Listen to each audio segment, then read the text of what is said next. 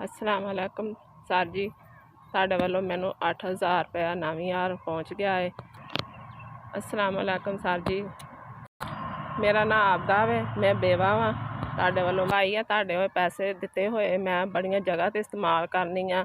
मेरे बच्चों की पढ़ाई ते खर्च आउंदे ने, इन्हां दी कोई पैसन बैग शूज़ वगैरह वर्दी वगैरह महीने 2 महीने बाद लै आउनी आ।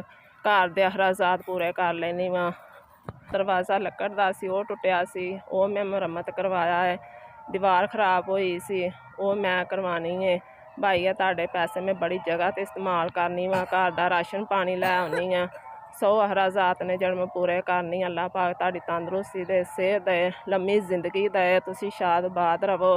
अल्लाह पाक ताड़ी कमाई च बरकत पाए। अल्लाह पाक तुहानू सेहत तंदरुस्ती दे, ताड़ी लम्मी जिंदगी दे, ताड़े बीवी बच्चों की तंदरुस्ती दे, ताड़े भैन भरावां की तंदरुस्ती दे, तुसी सदा शाद बाद रवो।